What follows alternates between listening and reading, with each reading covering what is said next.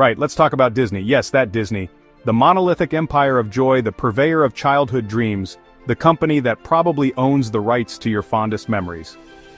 Now you might think of Disney as just Mickey Mouse, theme parks that cost more than a used car, an endless parade of superhero movies. But, and this is a crucial but, Disney is so much more. It's a gigantic, sprawling corporate behemoth, an octopus with its tentacles in everything.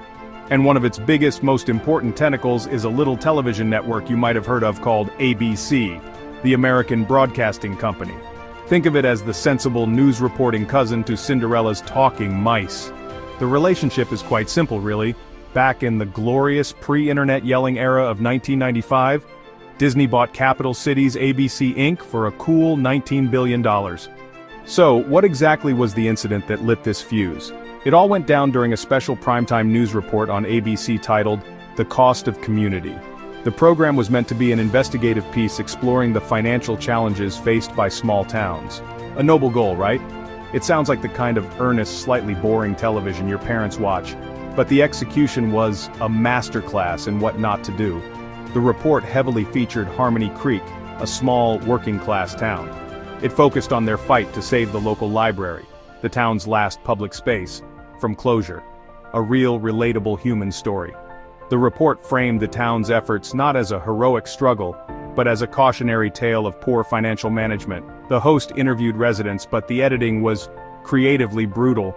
Heartfelt pleas from elderly librarians were cut short, then a slick graphic appeared showing how much money the town wasted, even pointing to a new set of swings for the local park. The host closed from a studio in front of a green-screened futuristic concept library. That would replace the physical library with digital access pods. Basically, tear down a beloved community hub and swap it for soulless kiosks. This brings us to the boycott. Because in the digital age, the public's go-to weapon is the coordinated boycott. The hashtag #BoycottDisney started trending within an hour of the ABC broadcast. It wasn't just a few angry people. It was a groundswell of genuine outrage. People who had grown up loving Disney, who took their kids to Disney World, and who subscribed to Disney Plus suddenly felt a sense of betrayal. The core of their anger is a feeling that Disney, through ABC, showed contempt for values it claims to champion: community, family, the struggles of the little guy. For many, the Harmony Creek incident wasn't an isolated mistake. Parents posted videos of themselves canceling their Disney Plus subscriptions. One viral post showed a family's annual Disney World fund jar being emptied into a donation box for their local public library. These weren't just angry tweets, they were potent, symbolic acts of defiance.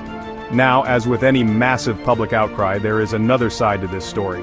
Not everyone is ready to throw their Baby Yoda plushies on a bonfire. A significant number of people, while acknowledging that the ABC report was a spectacular misstep, are not on board with a full-scale boycott of Disney. One of the main arguments against the boycott is the collateral damage. Animators in Burbank Park, employees in Orlando studio coffee shop baristas. These are regular working-class people unrelated to ABC executives. Another point, engagement can be more effective than abandonment. Instead, they propose targeted actions, writing to executives and a donation to support public libraries. Disney is woven into modern entertainment. Boycotting it is hard. It owns Marvel, Star Wars, Pixar, ESPN. For many families, Disney is integral to their lives. The question they ask is, where do you draw the line?